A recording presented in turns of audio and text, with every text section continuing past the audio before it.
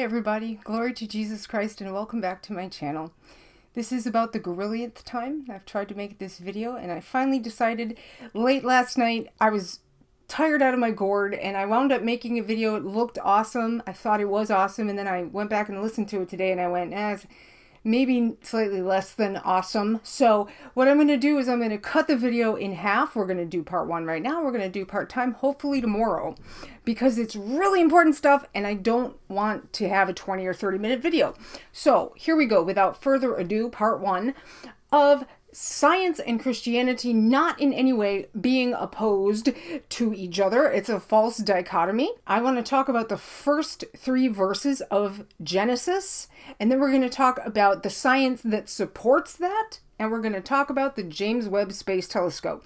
So at the time of recording this video, the James Webb Space Telescope has been up in the heavens for a little bit over a month. It launched on Christmas from French Guiana. And if you don't know, the James Webb is an infrared space telescope, and its big kind of claim to fame, if you will, is that it is going to be able to show us the first visible light in the universe, which is amazing, and it has obvious religious significance as well. And my husband wrote some of the code that is on the telescope, and his piece of the code actually is what permits the data from Webb to be taken back to Earth and to be distributed to scientists here. So it's a pretty important piece of code, and we are absolutely excited beyond description about it. Now, part 2, we're going to go a little bit more in depth. We're going to talk about the first stars and how they created elements and how those elements wound up in the human body. It's going to be good times. So let's jump right in with Genesis 1 through 3. Now, I'm going to be reading from the Orthodox Study Bible because it's what I have right at hand here. And I'm also going to be making reference to this book. This is part of Robert Alter's translation of the Hebrew Bible. It comes in a big 3-volume set, and we're going to be talking about the Hebrew also. But let's start with English. So the first 3 verses, here we go, buckle up. In the beginning, God made heaven and earth. The earth was invisible and unfinished, and darkness was over the deep. The Spirit of God was hovering over the face of the water. Then God said, "Let there be light," and there was light. We've all heard it ad nauseum, and most of us have probably tuned it out if we're honest. We just think, okay, first day, there's light. Next. No. Mm-mm.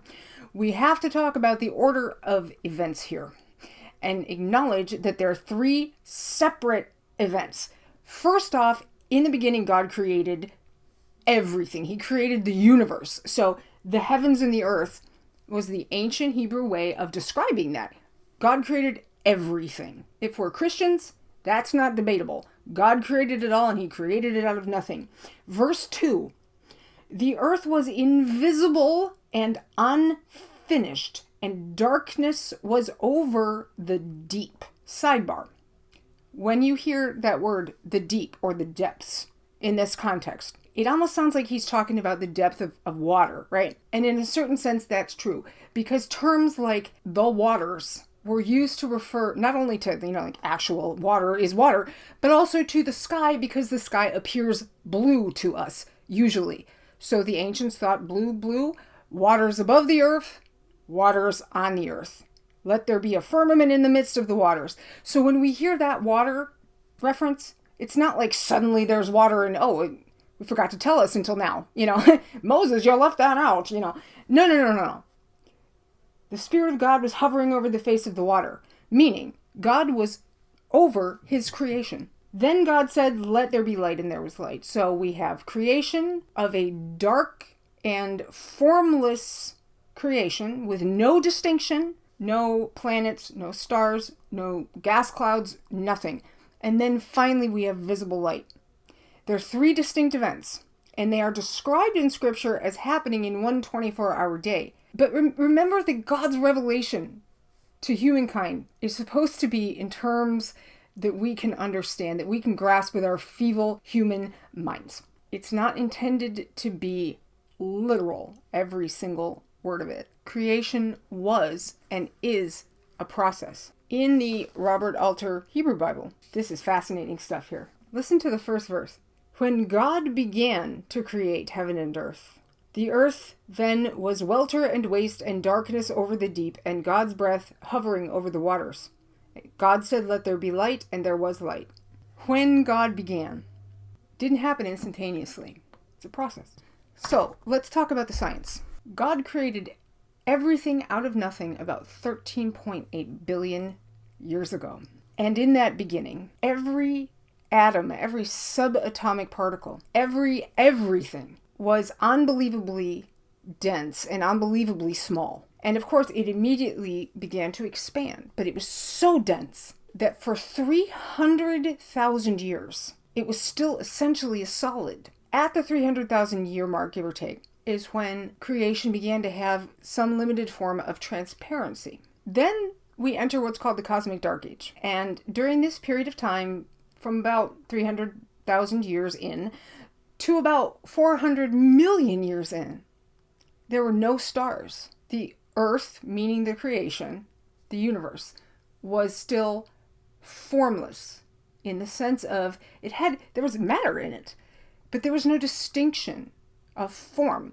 There were no planets, there were no stars, there were no gas clouds, none of that. It was just stuff, and it was all the same. It was homogeneous. Then around 400 million years after creation, something happened, and we don't know what happened, but something happened that did away with that homogeneity, because all of a sudden we have now the first stars, and they were called metal poor stars because they didn't contain any metallic elements. Because guess what? Those metallic elements hadn't yet been fused. They hadn't yet been formed inside stars. So you had these proto-stars that contained hydrogen and helium in some cases, and that was it. But because they were so dense, there was nuclear fusion going on in the core, and eventually the stars would use up all of their fuel, they would collapse, and then there would be a supernova, there would be a giant explosion, which released even more energy and caused even additional nuclear fusion.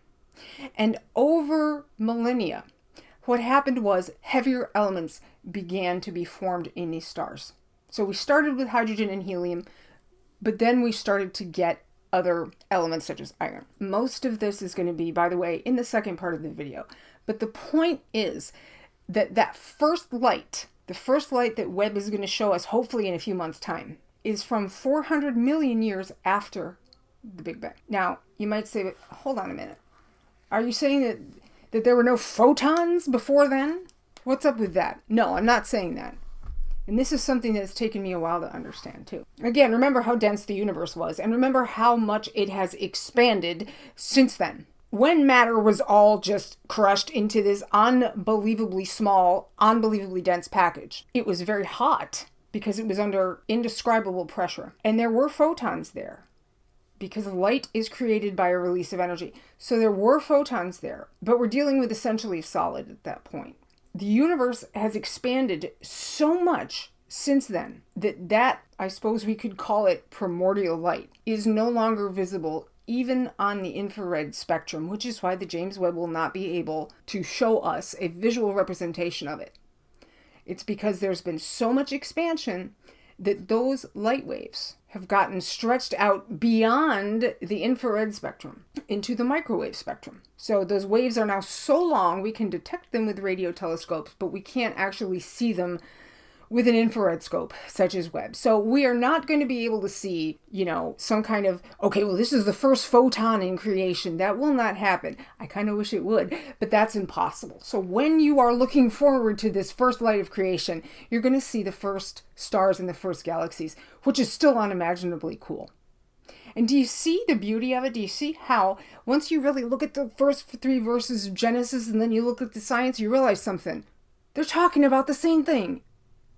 There's absolutely no contradiction there whatsoever at all. And if I can even get one person just to think about it like that and not to kind of stick their head in the sand and be afraid of facts, I will be a happy camper. Because science is not the enemy. Science is not to be feared. It just has to be looked at and analyzed and applied in the correct manner with the correct worldview, the correct phronema. So for the next video, we're going to get into the human body and its elements and how the dust of the ground or the soil of the earth that God used to form humanity is actually the dust of the cosmos. It's amazing. I love it. And I hope you guys do too. So I am going to stop talking and start editing now and try to get this out to you guys maybe tonight, definitely by tomorrow morning. I hope that you are all doing well. Please, please, please hit the like button if you haven't already. And if you have not yet subscribed, I forgive you, but please do. I would love to have you on board. And most important of all, please continue to pray for me. I will continue to pray for you. I hope that you are warm and safe and having a good day, night, afternoon tea, whenever. And I will talk to you soon in the next video. Bye-bye.